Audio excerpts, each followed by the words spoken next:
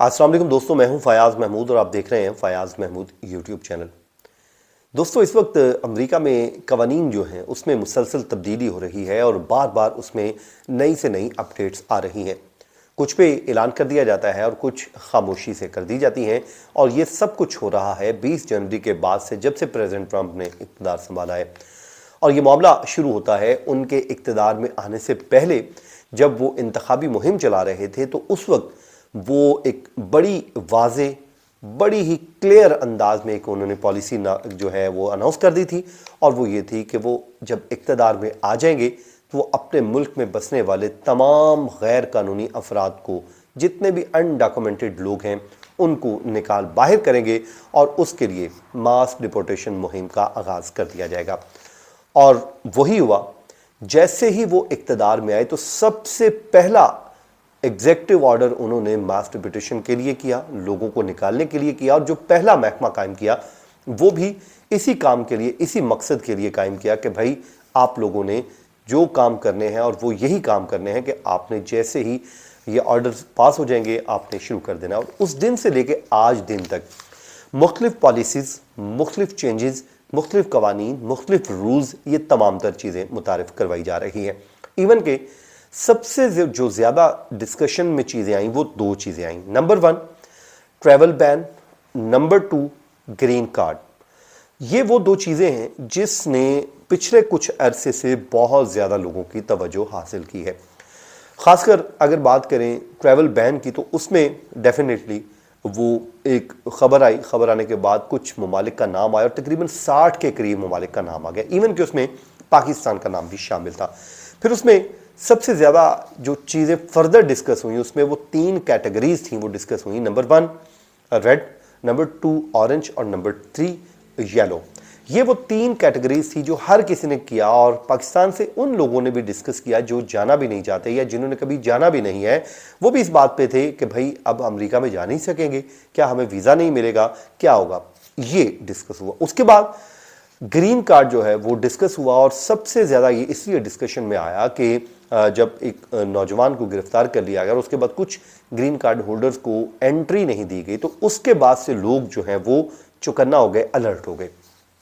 अब अचानक से कुछ चेंजिंग्स आई हैं, और वो आई हैं बड़ी खामोशी के साथ, और वो इतनी खामोशी के साथ आई हैं कि किसी को कानों कान खबर तक नहीं हुई। और वो ये थी कि जब आप ग्रीन कार्ड के लिए, खासकर स्पेसिफिकली जो उन्होंने किया है वो है मैरिड कपल्स के लिए। सबसे आसान तरीका था कि आप शादी करते हैं, शादी करने के बाद आप अप्लाई कर देते हैं, और उसके बाद अगर आपकी वाइफ या हस्बैंड वो अमेरिकन सिटीज़न है तो आपको ईजिली ग्रीन कार्ड मिल जाता था।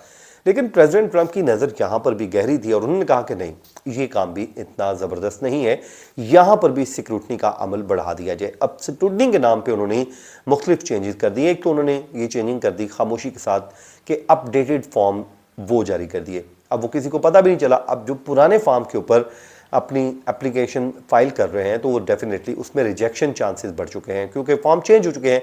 तो ये भी एक चेंजिंग आ गई। दूसरा, फिर बायोमेट्रिक्स के लिए टाइम बढ़ा दिया गया, इंटरव्यू के लिए टाइम एक्सटेंड कर दिया गया। नंबर 3 सिक्योरिटी के नाम पे कि उनका सोशल मीडिया अकाउंट्स की सिक्योरिटी का अमल बढ़ाना है, वक्त बढ़ा दिया गया। और नंबर 5 उसमें फ़ी बढ़ा दी गई है। जो फ़ी पहले थी अब उसको उससे कई गुना ज़्यादा कर दिया गया है। क्यों किया गया है? उसका मकसद ये है कि इस प्रोसेस को इतना जो है मुश्किल कर दिया जाए कि लोगों को ये ग्रीन कार्ड का हुसूल इतना आसान ना रहे जितना माजी में रहा था। उससे क्या फ़र्क पड़ेगा? वो कहते हैं उससे फ़र्क ये पड़ेगा कि कम से कम लोग अवेल कर सकेंगे, और वो ही लोग अवेल कर सकेंगे जो सही में एलिजिबल हैं। क्योंकि उनका मानना यह है कि लोग जब यहाँ पर आते हैं, शादी करते हैं, शादी करने के बाद वो फ्रॉड मैरिज होती है, पेपर मैरिजेस होती हैं। तो हम ये समझते हैं कि हम इसको भी अब स्क्रूटनाइज करेंगे, हम इसकी जांच पड़ताल करेंगे कि आया कि ये शादी के नाम पे जो ग्रीन कार्ड लिया जा रहा है, क्या ये शादी भी है या फिर ये सिर्फ डॉक्यूमेंट लेने का एक जरिया है। तो यहां तक उनकी बात ठीक है। देखें, जब भी कोई कानून में सख्ती आती है वो कैसे आती है?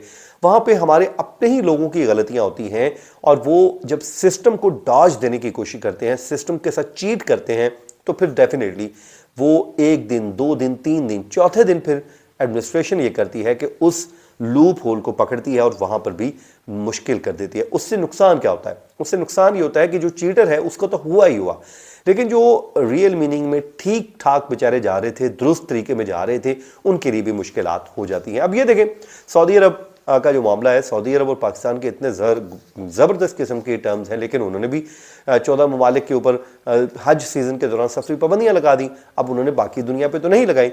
अब वहाँ पर मसला क्या होता है, वहाँ पर जाके लोग जिस तरीके से वो कोशिश करते हैं, अब हालांकि पाकिस्तान को देखा जाए तो बहुत ज़्यादा ट्रैवल है पाकिस्तान का सऊदीया में। अब उसमें ज़ाहिर है उनको रेवेन्यू भी इकट्ठा होता है, उनके पास पैसा भी आता है, और अगर आप वहाँ पर जाएँ तो आपको 2-3 लैंग्वेजेस दिखाई देती हैं, एक उर्दू, पंजाबी और इंग्लिश। उसमें उर्दू आप देखें आपको नज़र आती है, क्योंकि इतना फ्रीक्वेंटली लोग वहाँ पर सफ़र करते हैं। तो इसलिए अब वहाँ पर जाकर भी इन्होंने भी बाज़, हर बंदा तो नहीं करता, लेकिन चंद लोग, महज वो कहते हैं कि आटे में नमक बराबर लोगों ने वहाँ पे जाके अगर वो भीख मांगी, किसी से कुछ मांगा। अब मैं एक वीडियो देख रहा था, वो इंडियन शहर था, उसकी लिबास उसने पाकिस्तानी पहना होता और मुंह से वो कह रहा है कि मैं इंडियन हूँ, लेकिन अब दिखने में तो वो पाकिस्तानी लग रहा है। अब वहाँ पर भी पाकिस्तान के लिए लग रहा है। तो ये वो चीज़ें हैं जो कुछ लोग करते हैं, कहते करे कोई और भरे कोई, फिर भरते सब हैं। तो ये वो चेंजिंग्स हैं जो इस वक्त आ रही हैं। और ग्रीन कार्ड के लिए स्पेसिफिकली अगर आपने करना है तो उसके लिए आपने अब स्पेशलिस्ट किसी अटॉर्नी की आपने खिदमत हासिल करनी है, उसके बगैर आपने नहीं करना अप्लाई, वरना आपके लिए मुश्किलात हो सकती हैं। फिर आप रिजेक्ट हो जाएगा, फिर आप कहेंगे कि मेरे साथ ये क्या हुआ है। बहरहाल जनाब, ये था आज का वीलॉग। अपनी दुआओं में याद रखें, जहाँ रहें खुश रहें। मुझे दीजिए इजाज़त। अल्लाह हाफिज़।